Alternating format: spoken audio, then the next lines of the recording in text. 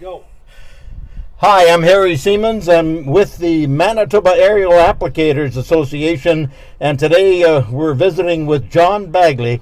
He also owns and operates Westman Aerial Spraying, and we're talking about a lot of things that have to do with aerial application, crop protection products, and exactly how these guys do it day after day, hour after hour, minute after minute. Great to have you with us. Today I'm visiting with Jon, and Jon, tell me about the whole aspect of Manitoba Aerial Applicators Association and your involvement in it and what they do. Well, at this point in my life, I'm just a member of the Aerial Applicators Association. I have served as past president and president of our Canadian Aerial Applicators Association, but I did my time, and now I'm an active supporter and member of the association. All of the members come together as a group to deal with issues regarding aerial application in Manitoba, and then of course our national body issues across Canada. We try to promote safety and understanding of our industry. We deal with regulatory issues, and safety issues regarding accidents and pilot training and advertising of our industry to put a positive spin on our industry. We feel that we do a lot for Canadian agriculture and support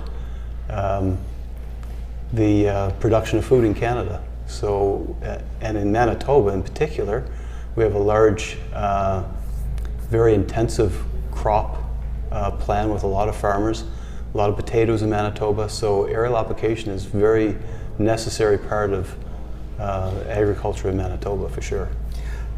We'll get into that a bit more, but first of all, tell me about your business. I know I drive along number 1 highway and I've seen it for years. I've known you in the past when I did some work with the association, but tell me about your business. I look outside and I see the plane standing there. It's a little windy today, but tell me. Well, we started the business in 1989. We're just coming up on 30 years in business. Time flies by, no pun intended. And we started off in a small grass strip that I rented from a local farmer friend. And then in 1993, we moved to this site. And it was, I guess, my mission statement and my goal to create a site that was of value to the local community and the local farmers. So over the years, we've just continually built this site since 1993. A few years ago, I sold the retail portion of the site, but at that time, we had full line of crop care products. We developed a seed treatment and seed sales business, certified seed, full liquid and dry fertilizer plant, ground sprayers, floaters. We sold bins and equipment. We employed up to 60 people locally in this area, and always felt that we would, whenever we could, we bought locally and tried to inject money into the local economy. So I was happy to sell that part of the business in 2014, and now I've just returned to my roots with the airplanes. That's all we do right now, and at this point we have 6 spray airplanes and 6 pilots, and a couple years ago we added a helicopter to our fleet so that we could do some specialized spraying in certain areas, and I'm enjoying it. I've been an ag pilot for almost 30 years now. Wow. 35 years. Sounds exciting. Yeah. Tell me, you made reference to how the ag industry, and I've been involved in the ag industry for 47 years as a journalist. Before that I farmed for 10 years. But why is it so vital that we have that very good, successful aerial applicators business for the farmers? For some farmers, it's a service that they call on when we have an insect outbreak or something that's out of the norm for them.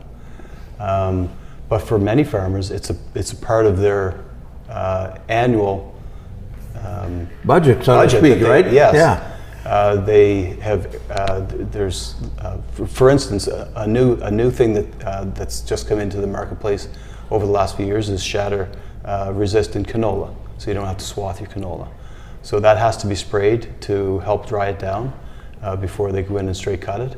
It's a perfect application for aerial applicators because we can go in and not make any tracks in the field.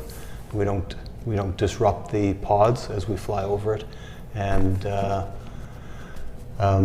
get it to the point where the farmers can harvest it. Potato farmers are a perfect example where we do a lot of work for those farmers because there's been lots of studies where, you know, as you move from one field to the next with a ground sprayer, you can move disease from one field to the next.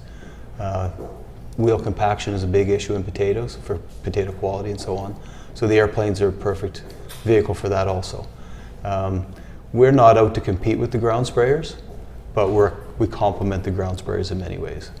Our business has changed drastically over the last 30 years. You know, when I started, we would do probably half of our season would be herbicides, and the rest would be insecticides or fungicides. Now, I would say 95% of our business is fungicides on wheat and canola to increase yields. There's some very good products out there that help the farmer get their yields up so that they're more productive, and we can help produce more food for the world. Totally, and that's awesome because agriculture, as a veteran farm broadcaster told me years ago, he says it's really the basic industry, you know, because it's renewable resource. You can keep doing it time and time again, right? Just as we stopped over here at another place, we visited with a young fella, and I told him we were coming to visit you. And guess what he did? He pulled out his iPhone and showed us a picture of an aerial applicator plane that he had just taken this morning. I think that's probably, and I remember driving into Winnipeg a few days ago, and you know, there I saw the guy. It's exciting, and yet these guys are doing a job just like everybody else, except there's a lot more into it. Yes. Well, you know, people that aren't familiar with aerial application think that we're maybe risk takers. That's absolutely not the case. This job is like any job that you're not, if you weren't used to it, it would seem that you could get injured in the job. And I'm not going to say that we're accident free by any stretch. But our accident rates are very, very low. And we take a lot of precautions. We've got systems set up. Transport Canada obviously wants us to have safety systems in our company. I guess, sorry. Just because, no, obviously they want to make sure you're safe because that's their job. Yes, so a lot of our safety procedures that we have in the company, we talk about at our aerial applicators meetings, and we've developed systems that we put into place that try to minimize any risk that we're going to take. When somebody's driving down the road and they see us spraying, sometimes they think, you know, those guys are just being way too aggressive. The airplanes are very, very safe nowadays. Most of our airplanes for established aerial applicators are turbine powered, which are extremely reliable engines compared to what we used to fly with. We have to do regular maintenance. All of the pilots, by the time you get into a turbine powered airplane, are very experienced. And although it may look exciting, to us it's a job, and we take it seriously. We are all family members, family people. We have families to come home to, and we try to do our job safely and make sure that we don't cause any problems in the process. I guess there's always the whole aspect that I remember years ago, at least, the aspect of not so much risk of accident, but risk of chemical drifting and those kinds of things, and even in some cases, and I'm sure you've got safety things to follow, but where maybe somebody had, and that can happen to a ground sprayer too, right? I'm not singling out an area applicator, but obviously that's something that you're always conscious of. Yes, there's been a lot of advancement over the years with nozzle technology to try and make sure that we have the proper droplet size so that the chances of off-target drift are minimized. Obviously, we spray in maybe different conditions than a lot of ground sprayers would. We're very conscious of the wind. We notice it as soon as we get in the air because we're flying in the air mass. So as soon as it starts to get bumpy, we know it's starting to get windy. We shut down earlier than maybe a ground sprayer would. By the time it gets to be 15 kilometers or somewhere in that range, we're looking at shutting down for the morning and then waiting until the evening when the wind dies down again, and then we'll start up again. So we have early mornings, late evenings, we do a lot of our spraying. We have vehicles on our aircraft or equipment on our aircraft that allows us to measure how far product is going to drift. And we have different devices, other devices on our aircraft that allow us to minimize how we trim up a field so that we don't have any off-target drift. So there's lots of different things that are available now that weren't 30 years ago. It's to me it is exciting because I've had a chance to work alongside with people like yourself and other people, and I also remember a fellow from Winkler. His name was Ben Weeb. Ben was an aerial applicator, and he was a very good friend of mine. But I also flew with him commercially during flood times, and this guy didn't take any chances. I mean, he was an instructor, he was a flyer, he was an aerial applicator. He was one of the first guys in our area. He's since passed on, and at the same time, though, when I flew with him, I felt, boy, this guy is just, I wish he'd take a few more chances, but no, he flew by the book. Absolutely. We do the same thing here. We have 6 airplanes working out of here pretty well every day at our strip. We probably have more aircraft movements out of our strip here than Brandon does at the city airport during the summertime. So we follow the same procedures when we come into land as we would at Brandon. We just don't have an air traffic controller, but we call as we enter the circuit, and we make sure that everybody knows where we are. And you know, there's other aerial applicators that work in this area. We've set up communications with them so we can know where they are and so on. So we're very careful. We now have the benefit of GPS technology, which is just phenomenal for our industry. It allows us to navigate directly to a field rather than flying to an elevator and then counting miles like we used to do. So it's, you know, the chances of getting to the wrong field have been eliminated. We know prior to going out there, we have a system that we utilize on our computer that allows us to put in all of the organic farms that we know of from the Organic Growers Association.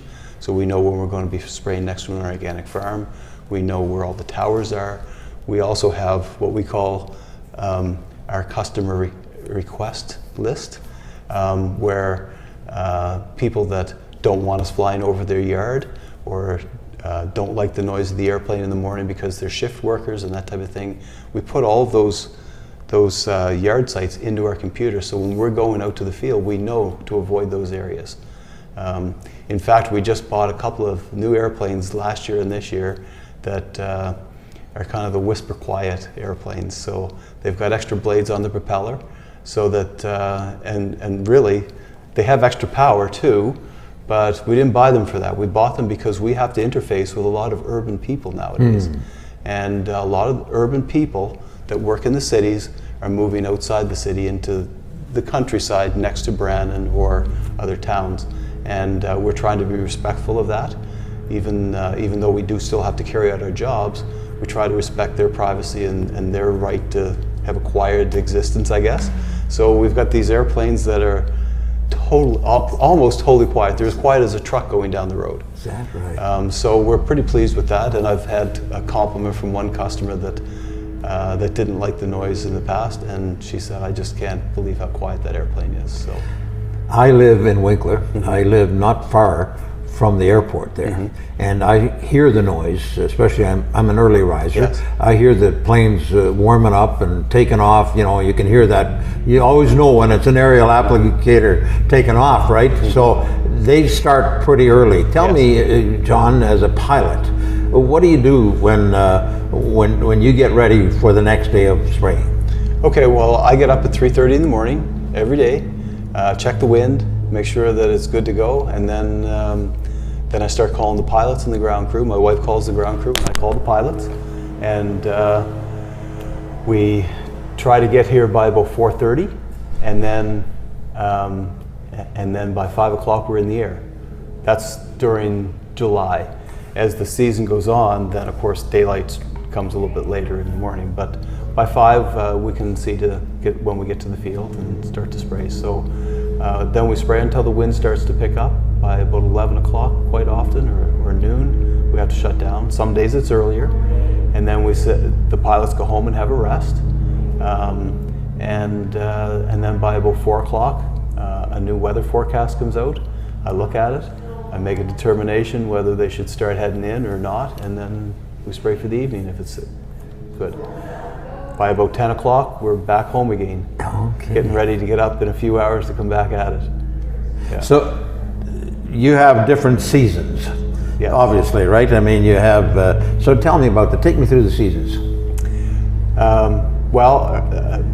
We have, are you talking about the different crops that you'd spray and use different products for? Yes, okay. So in the spring, we start off, quite often there'll be some insects that maybe get away in canola, like flea beetles and so on, that the new insecticides just can't manage until the canola gets a little bit larger. So we may spray some insecticide first thing in the spring.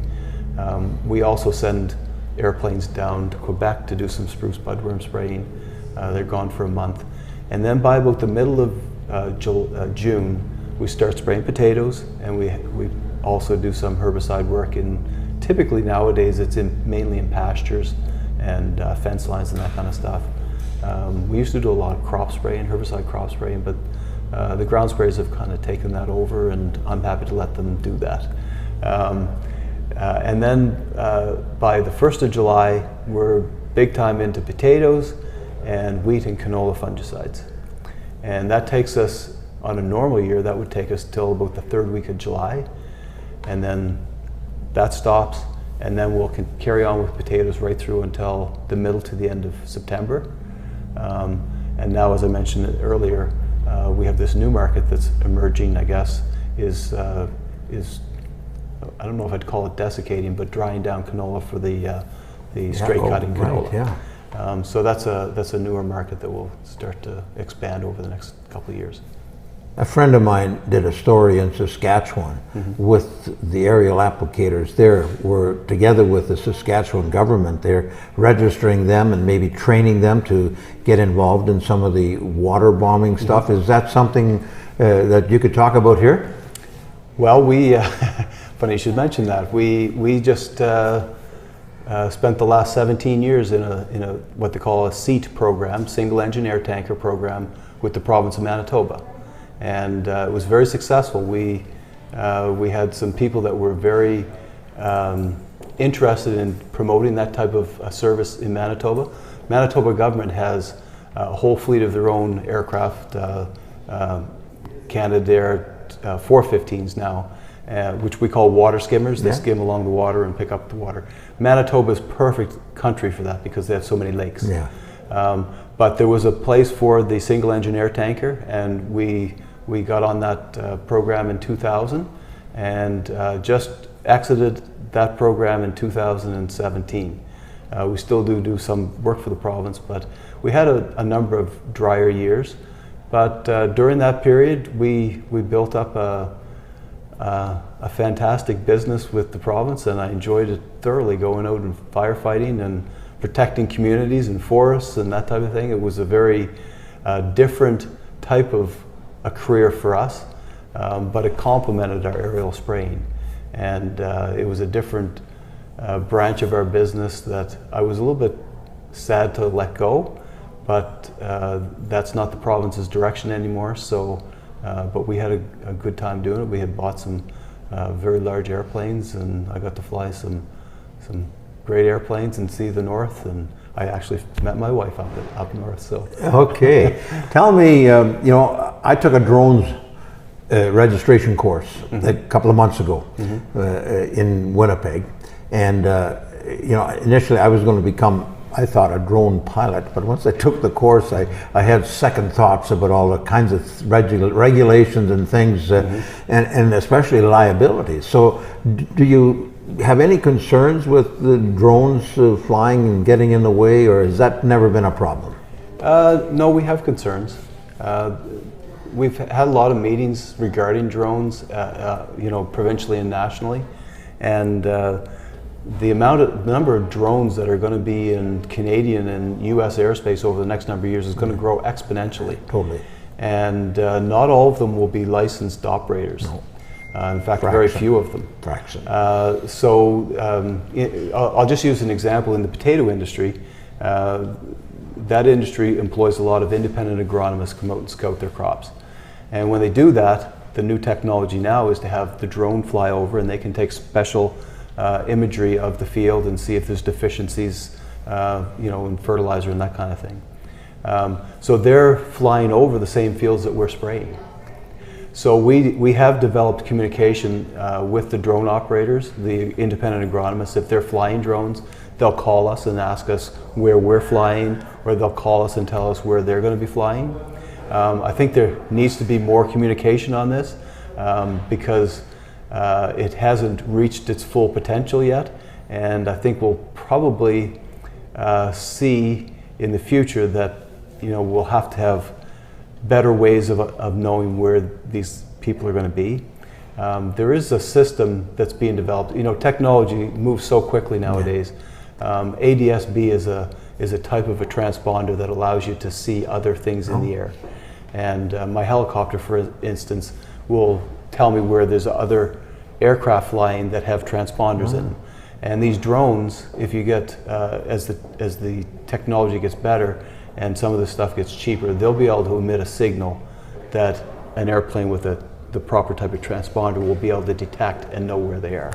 So there's going to be changes for sure, and we'll see where that all goes. But there have been some near misses with drones. It could be devastating depending on where it hit the airplane. But it would be like hitting a big bird, I guess. Pretty well. So, coming to the end of this segment here, and you can tell me if it's off base or not, but you've come a long way, meaning the industry, from when, remember the pictures we saw years ago with the guys sitting in an open cockpit and a helmet, and they called them crop dusters, right? Yes, yeah. And boy, just come a long way. Just to explain that for me. Well, back in the day when this whole industry started, all of those pilots were were from the war, and they needed a job, and that's where this industry evolved from. And all of the airplanes were ex-military airplanes, and a lot of steermans and so on. But now the industry has, we have specialized airplanes that have special safety equipment in them and are designed specifically for the job that we do, and that are designed to be safely flown in the airspace that we're flying in, which is not a normal airspace for a pilot. It's very low to the ground and down in amongst a lot of obstacles and so on. So we have a lot of things there that other pilots don't have to worry about. So all of the changes that we've made, and of course we feel that we're more professional now than back in the day when they had an open cockpit and could breathe in the fumes. A lot of our products nowadays are so safe.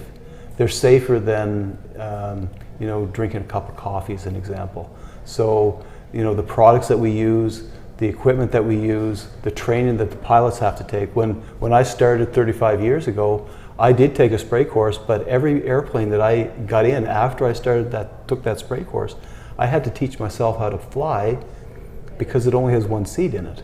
Nowadays we have dual seat airplanes. Pilots can go and take transition training to go from one airplane to another.